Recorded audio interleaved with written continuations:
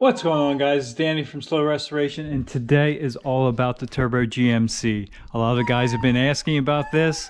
It is a 2004 2500 HD with an STS turbo system, which is a rear mount turbo. You can see it back there. I did upgrade to a 78 millimeter ceramic ball bearing Turbonetics, as you can see right there, turbo. It does have a, we'll go over all this in a little bit, but it does have a TurboWorks EXA pump, the pump that will back up to the motor. But for now, let's get a cold start on this thing. It is dirty, don't mind that. It is cold out, it's like in the 40s, so let's get a cold start.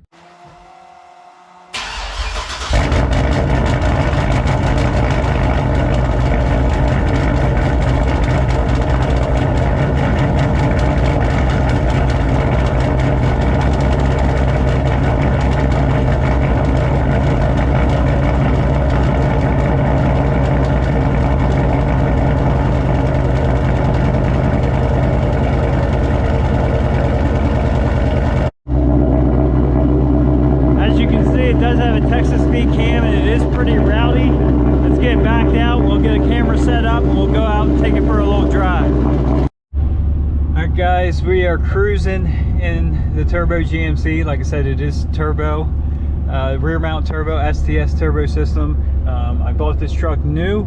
It does have leather, it does have heated. I have my, it's 41 degrees out now, so I do have my driver's side heated seat on. We're cruising. This truck has run, I haven't had a whole lot of time to fine tune things, but it has run a best of a 12.1 in the quarter. It's 100% got 11s in it. I just haven't got it there. So when you consider this is a lifted 6-inch lift, running 35-inch tall tires, and a fairly mild motor. It does have a turbo, it does have a cam. Other than that, it's stock, just, you know, supporting mods as far as cam. So you have injectors and valve springs. So with that being said, it's very impressive. It's very comfortable to drive. But let's get it out here. We do have a MSD two-step on it too. I did a video on the install on that. Let's get it out here and we'll show you how all that works. So this turbo is very efficient. You can see we're already built boost. On wastegate, we're just about 9 pounds. It does have electronic boost control switch, and we have meth too. So we're, with the switch and meth, we're running 17 pounds, which is still very mild for this setup. But it runs very good just on 9 pounds. Like I said, it is cooler out now, but just a smash of the gas, it will break them loose on the roll. Guys, we did arm the meth and the high boost. So we're just going to hit a couple small quick times and get to make sure the meth, it's been a while since I used it, make sure it's primed up. We have a low pressure warning, which is the red, and green is active. So we'll hit it a little bit. So it did activate there, just making sure we have meth when we need it.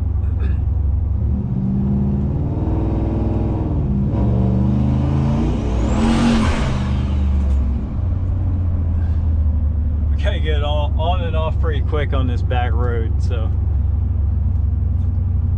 slow down a little bit and activate that one more time.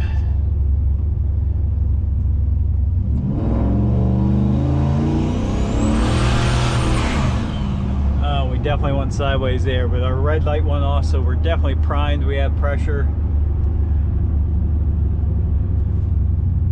Let's stop here and see what it will do. All right, guys, we got a couple cameras set up. I got one over in the field. Some guy just passed me like I'm crazy, but we're on the two-step. We'll put her in drive here. We are in tow haul mode. Turn the blinkers off. We got an open road here, so let's see if it'll break loose off the two-step. We are in high boost, so it should get pretty interesting.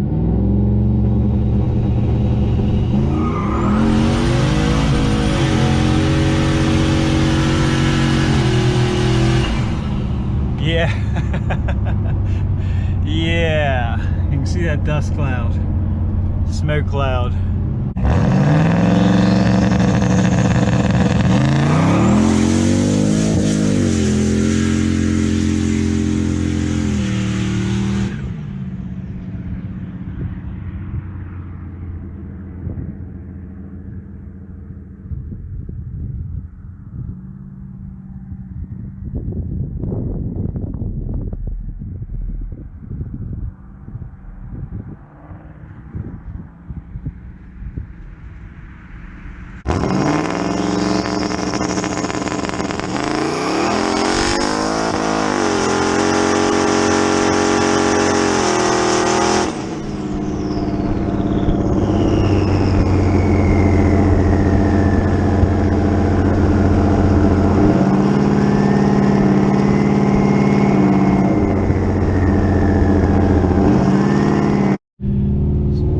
Take it out of high boost, we'll put it back in low boost, and we'll go back to our camera setup and see what it'll do in low boost this time. So we're pulling back up here and you can easily see our marks, and I did let off there. It would have just kept right on going. So let's pull back up here.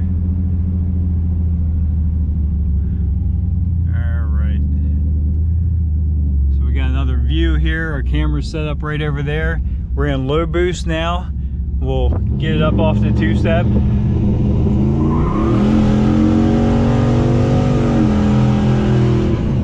right, yep.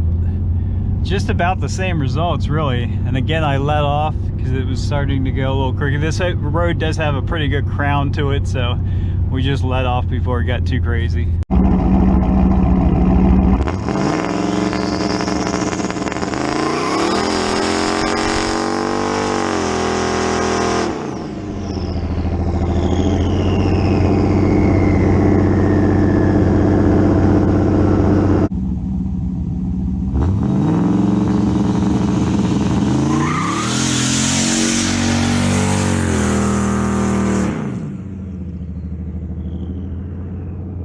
Again, nice stripes on the road. Let's stop and get our camera. All right guys, let me back up here and we'll revisit our marks here.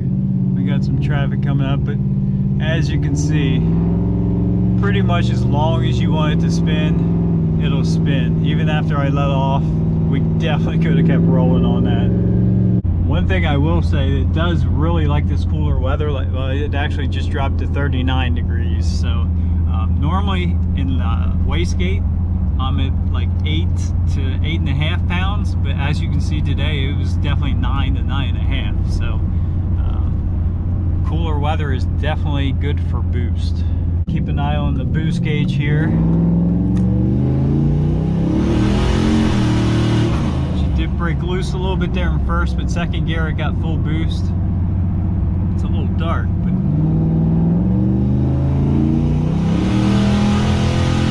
so that was a solid 9 there.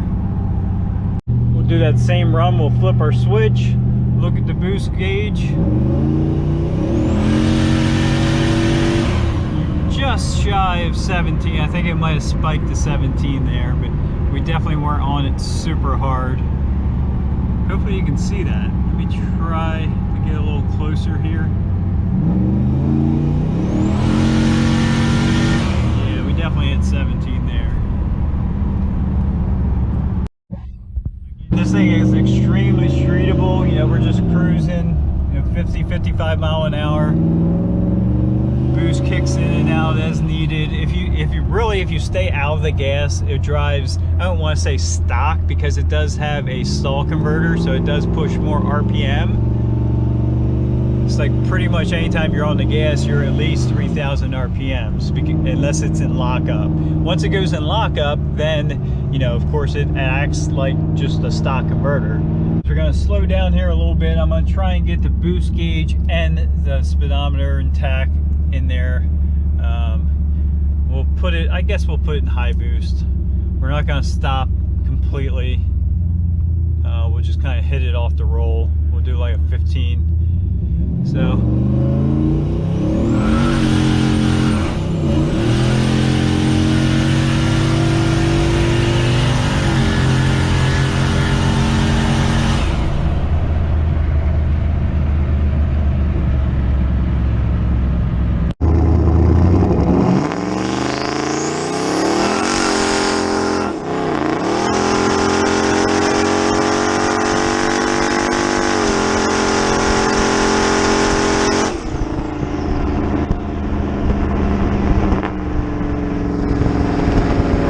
back. We're gonna put the door up, we're gonna throw it up on the lift, and we're gonna go over this whole system, how it works, and show you what I have done as far as the turbo system and the cam and just the whole build on this truck. We'll let it cool down a second. Definitely let your turbo run for a few minutes and cool down after some runs. It'll be happier that way. It's a 2004 GMC 2500 HD 6-liter turbocharged. Obviously I added the 6-liter turbocharged. It does have a Texas speed cam. It's a 224 228, and I believe it's on a 112 center. I'll double check that, but I'm pretty sure that's what it was. 600 lift. If we pop the hood here, again guys, I didn't get a chance to wash it. It's normally fairly clean, and unfortunately it's not right at the second. So if we pop the hood, by the way, as you can see, I'm struggling to reach the hood. It does have a 6-inch lift on it. It's a 6-inch bulletproof lift kit. See right there. Bulletproof is the name brand. What I really like about their kits is they don't change the spindle. So I can still run the stock wheels on this thing if I really wanted to. So it's a upper and lower drop. It's a very strong kit. I know there's some other companies that do this upper drop, not too many of them, but this is a very strong kit. It's got crossbars that connect. Most of these kits are pretty flimsy in this area. This one, it's a crossbar on this one that goes to the other side, ties that in, and on the back one here, I'm sorry, you probably can't see much, but there is a plate that bolts to the whole lower control arm that ties all that in to make one solid unit. So this is an extremely strong, nice lift. I've had zero issues with the lift. It's been on there for, I don't know, probably a good 6 or 7 years. It is running 35 1250 17s. They're Dick CPEC. We are running Hummer H2 wheels with the stock GMC PYO center caps. Again, under the hood, it doesn't look a whole lot different. We have our engine cover off. I never put that back on when I was doing some work, but it does go back on with no issue. The biggest issue you will see is this pipe and obviously a blow-off valve. So everything's just a little dusty, dirty from sitting around. That's pretty much all you see under hood is this pipe right over to the motor. Back here is our meth injection kit, or meth injection pump. It does suck off the factory power, or not power steering, the factory, what do you call it? Windshield washer box, sorry. So windshield washer bottle is drilled and tapped at the bottom. It does have a hose that feeds this pump. This comes over, there's a filter in line right there. It comes over and the nozzle is right here, right before it goes into the motor. There's different jets I can put in. Right now I think I have it on the small one because, like I said, this overall is a pretty mild setup. Other than that, under the hood, it's pretty well, you know, stock looking, if you will. I did put a electric fan conversion kit on it, and that's programmed right into the PCM, ECM, whatever you want to call it, and it operates just like factory. So air conditioner, all that makes this work as it should. Right there's the MSD two-step. Like I said, it is adjustable. Some guys were asking how you change it. There's dials right on the side. We mounted it so it's easily accessible. I believe that says 2,800 RPMs it's set at. We really should bump that up a little bit more, but it does work well. I think that's all we need to cover. Actually, let's cover this too. We do have a vented catch can. It's piped to both valve covers. Here is the oil return line that goes right into the valve cover. I have a fitting, it's drilled and tapped. You can see down in there, and that runs up along the rocker panel. We'll get a better look at this when we go under, but here is the TurboWorks EXA pump. I've had zero issues with this. It seems to be a pretty big upgrade over the STS pump that was on it. and it works very well. The wiring is still factory, the STS kit. So it's got a pressure switch here. So in between the turbo and the pump, if you build more than, I think it's like a half a pound, maybe a pound and a half. Actually, it's written on there 2, so maybe it's 2 pounds. If you build any more than 2 pounds in between the turbo and this pump, it will sound an alarm on the inside of the cab. And this works, it gets powered with the, triggered off the fuel pump relay. So anytime the fuel pump is running, this pump is also running the pump oil back. We did put an inline UPR check valve in there. This was a fuel check valve, but they said the heat from the oil would not affect it, and so far it's been really good. One of the issues with these rear mount turbos, especially when you're piping that far, is all that oil, when you shut the motor off, will tend to want to drain back into the turbo, and that can make your turbo seals leak prematurely. But since we added that, I've had 0 issues. We're up in the air, and we'll go right back to the money shot. The Turbonetics 7875 ceramic ball bearing turbo. A lot of people I know on rear mounts have a big issue with the filter here. We do keep an eye on it, make sure it stays clean. We do have a pre-filter if we're going to be running in like dusty or rain. That's another big thing. People are very concerned with sucking water, and I get that. It is back here under the vehicle, but it's not like it's right behind the wheel, and it's really inside the frame rail, tucked up in. So it's not near as bad as you think. And again, this truck, I hardly ever drive it, and I really try not to drive it in bad weather, especially rain. So again, everything's dusty, dirty. It does have a Turbo Smart. I think it's a 45 millimeter wastegate. This is the older design, but it works very well. We did swap springs in that originally. I think it was 4.5 pounds, and now we're like between 8.5 and 9.5, as you saw. Again, here's the turbo mounted. Here's an oil drain. So it comes out of here, goes right around to the scavenge pump. It's gravity fed to the pump. The pump, it is a scavenge pump, so it will suck through, but it's pretty much gravity fed to the pump. Then it gets pumped up through the check valve, and then all the way up frame rail, through here, all the way up to the valve cover. So, but going back here, the exhaust, we did remove the cats. I was a little concerned with it being rear mount. If something was to fail in the cat, it would go right through and take the turbo impeller out. So we did remove that. In my opinion, this truck sounded a little better. It was definitely milder with the cats on. There was a kind of a bad side effect of taking them off. It was definitely much louder. Some people love it. I kind of liked it the way it was, but regardless, it's stock pipes. It does have stock manifolds.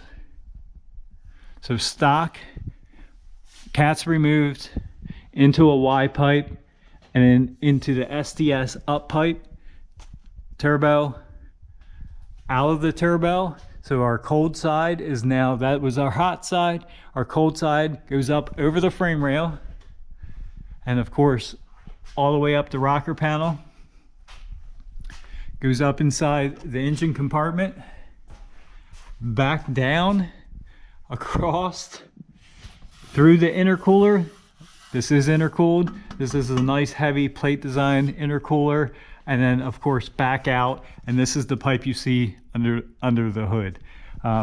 One of the huge things I get is how crazy inefficient this is because of all that piping, but as you can see, the boost comes in almost instantly. So there really is very little drag, or lag rather, and it's nothing like you would think it would be. I would kind of like to compare it side by side driving to a front mount, but this, everything's kind of sized correctly in my opinion, and it works extremely well. There's nothing fancy on this whole truck. I think the injectors are only 60-pound turbo, or they're it's a German name, starts with a D. I'll have to dig it up.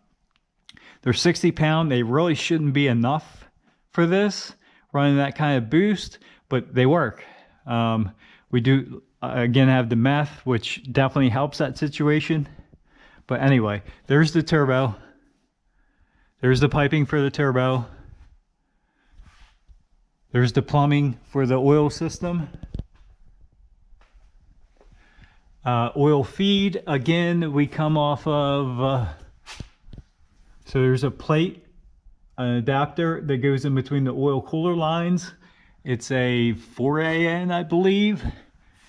And it comes down, snakes around, and goes right into the top of the turbo. It's got a drain back valve in that also, so nothing gets pushed back into the motor as it cools down or whatever. Here's our vacuum lines and boost reference lines on the wastegate. There is a solenoid up top there. Hopefully you can see that. That's part of the STS kit also. See if we can get in there.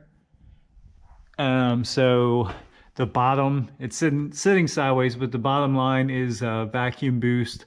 The top line is reference off of that solenoid there, which is the boost, electric boost controller. We do have a adjuster here. It's a manually adjusted, but if you pull that out, and it's stuck now, but if you, yeah, here we go. If you pull it out and crank that, you can change your boost level once you engage the electric boost controller. So I think that's everything under here.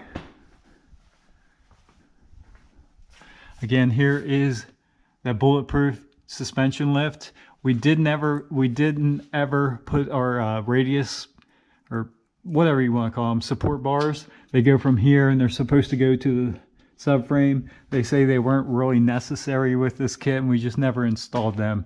It would have been a little close with our exhaust here coming back, and we would have had to ditch this skid plate. So we just never put them on. But here's a good look at the tie-in between the upper drop brackets and the lower cross member. It's a very sturdy lower cross member, and it does have steering drop with Heim joints. So there's one there and one there. So it's a pretty beefy steering system. We do have tie rod sleeves on it to help that. Other than that, the suspension from here out is stock except for the sleeves. Of course, from there in, it's all dropped down with this bulletproof suspension lift, and it is a 6-inch. Did forget, we are running on Bilstein 7000 series shocks. Just to eliminate any confusion, we do have, after the turbo, STS supplied this pipe. It's a, I think it's a 3-inch V-band off the turbo. It goes into the factory 3.5-inch tailpipe. We do have a wide band because they really want the wide band reference after the turbo. So we put our wide band back here and wired it back up. So from there out is a complete stock 2500 HD 3.5-inch tailpipe with a tip on it. We do run an Anderson drop hitch too, by the way. I love that thing. It's like 15 different hitches in one. It's adjustable. It's got the 1 7/8 and 2 5/16. No, it's not 1 7/8. It's 2-inch and 2 5/16. Another thing everyone complains about on this truck is I'm running lift blocks for the lift in the back. I would love to ditch them and put lift or springs on, lift leaf springs, if I can talk. Ditch the blocks, put leaf springs in, but for right now this works. And again, it shouldn't really work with that much power. I definitely could benefit with some traction bars, but we just haven't got that far yet. Inside this is, like I said, the still stock 410 with the factory gov lock, amazingly. So we did forget the transmission. It is a 4L80 transmission. It does have, I did have the trans out, did an HD2 Transgo shift kit in it. It does have a Yank Pro Truck torque converter, 3200 stall. Works very well. Other than that, it's a stock 4L80 with an HD2 shift kit. Again, guys, this truck is just, it's one of those weird situations where it's a very simple setup overall. It just works. I mean, it's not like it's insanely powerful. That's another good question. I've never had it on a dyno. So rear wheel horsepower, I can't tell you. I mean, you can do the math and kind of figure it, but it's never been on a dyno. I don't know what the horsepower is, but injector wise, turbo wise, I mean, it's a very simple build. It just works and works extremely well. I tow with this quite regularly, as you can see. I hope I answered all the questions. I've made several videos on this before, but maybe not a complete video of covering everything. So I'm going to review before I end and just completely make sure I answered all the questions. I'm pretty sure I did. All right, guys, this thing was actually tuned, believe it or not, a mail order tune from Nelson Performance in San Antonio, Texas. So we've changed our setup a little bit over the years, and every time I change something, I call them up, tell them what I changed. They send out a retune, and it's been good. It's been really great.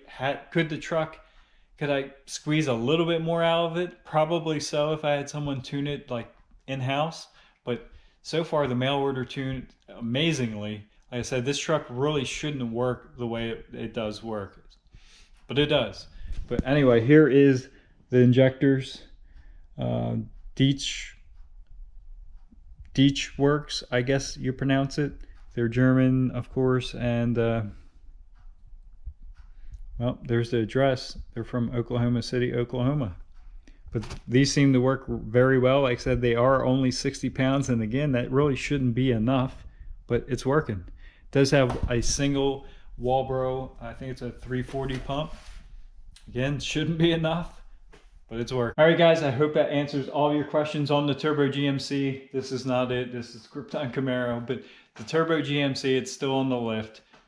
I hope that answers all your questions, and enjoy the clips of it performing, doing burnouts, making some smoke. So thanks for tuning in. Have a good day.